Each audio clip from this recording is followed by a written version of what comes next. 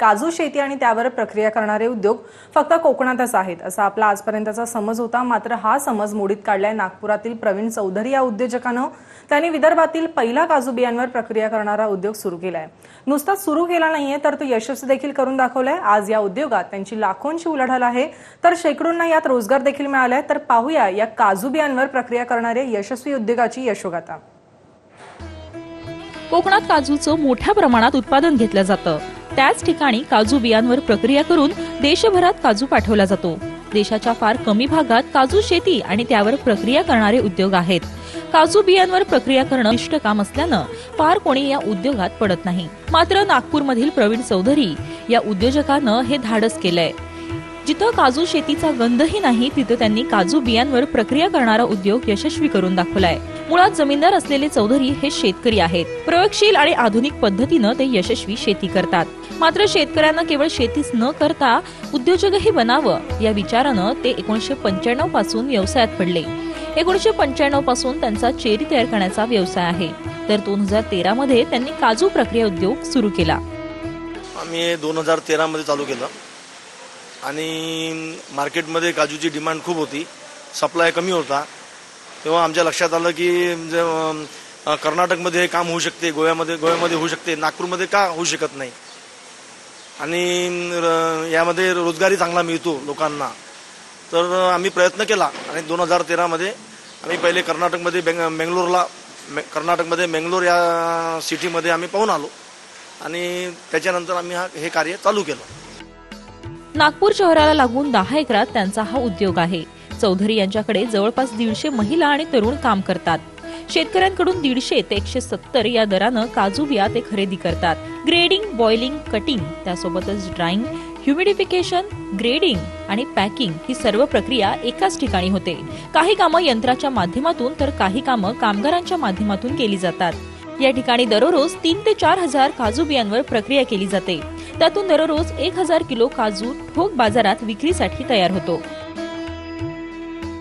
नट्सला grading करतो, grading नंतर boiling केल्या जाते, बॉइलिंग केल्यावर त्याची कटिंग होते, कटिंग झाल्यावर ड्राइंग होते, ड्राइंग झाल्यावर त्याला ह्युमिडिफिकेशन करतात छिलटा काढण्यासाठी आणि पिलिंग मशीनमध्ये छिलटा काढला जातो आणि जो काजू निघतो त्याची ग्रेडिंग केल्या जाते। ग्रेडिंग केल्यावर वेगवेगळे ग्रेड आम्ही अलग करतो आणि त्यानंतर त्याला छानून वगैरे साफ करून मशीनने त्याची पॅकिंग केल्या जाते आणि वेगवेगळ्या तऱ्हेचे जे ग्रेड्स आहे त्याला अलग अलग पॅक करतो आम्ही आणि मार्केटमध्ये ते होलसेल मार्केटमध्ये विकले जाते। भारतात 30% उत्पादन आहे पूर्ण जे डिमांड आहे त्याचे, आणि बाकी 60 ते 70% हा काजू इम्पोर्ट होतो। साऊथ आफ्रिका, इंडोनेशिया, तंजानिया ह्या वेगवेगळ्या कंट्रीमधून काजू इथे येतो आणि भारतात ओरिसा, महाराष्ट्र, पश्चिम आपल्या कोकण आणि आपल्या कर्नाटक इथून हा काजू येतो। केरळ, कर्नाटक इथून काजू येतो।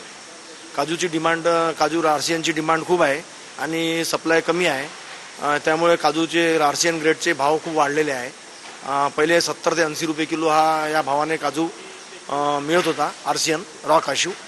आमचा काजू हा लोकल भारतातच विकला जातो आणि तो आमच्या लोकल महाराष्ट्रात आम्ही विकतो। महाराष्ट्र, छत्तीसगड, MP इथे आमचा काजू। क्वालिटीनुसार वेगवेगळ्या ठिकाणी काजूची मागणी असते। प्रक्रिया करून तयार झालेला काजू संपूर्ण महाराष्ट्रात, छत्तीसगड आणि त्यासोबतच मध्य प्रदेशमध्ये विक्रीसाठी नेला जातो। मागणी प्रचंड असल्यानं चौधरी यांच्याकडे वर्षभर ऑर्डर असतातच। विदर्भात काजू शेतीला वाव आहे, भावही चांगला मिळतो, त्यामुळे विदर्भातील शेतकऱ्यांनी काजू शेती करावी असा सल्ला ते देतात। पहिले 70 ते 80 रुपये किलो या भावाने काजू मिळत होता, आर्सियन रॉ काजू, पण आता तो 150, 160 रुपये, 170 रुपये या भावाने मिळत आहे। त्यामुळे शेतकऱ्यांना याचा खूप पैसा होत आहे। म्हणून या विदर्भातही जर काजू लावला तर त्याला चांगला भाव आहे।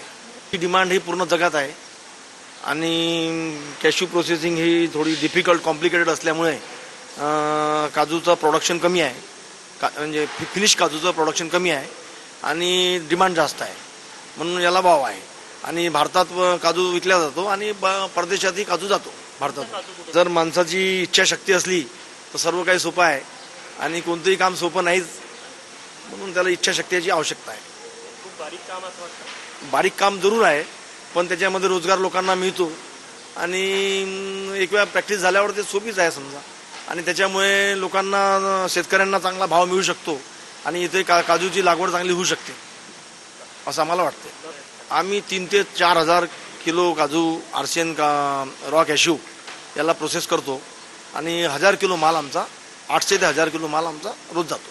विदर्भात काजूची शेतीला वाव आहे आणि इथे काजूची झाडं लावल्यावर त्याला शेतकऱ्यांना चांगला पैसा मिळू शकतो. यासाठी सरकारने प्रोत्साहन देण्यासाठी 2-3 कॉन्फरन्स घेतलेले आहे. काजू बियांवर प्रक्रिया करणं अत्यंत किचकट प्रक्रिया आहे. मात्र हे आव्हान चौधरी यांनी यशस्वीपणे पेललं. त्यामुळेच आज त्यांची वार्षिक लाखोंची उलाढाल आहे. प्रवाहाच्या दिशेने तर सर्वच जातात, मात्र प्रवाहाच्या विरोधात जाऊन यशस्वी होणं सोपं नाही. प्रवीण चौधरी यांनी अनेक आव्हानांचा सामना करत काजू बियांवर प्रक्रिया करणारा उद्योग यशस्वी करून दाखवलाय.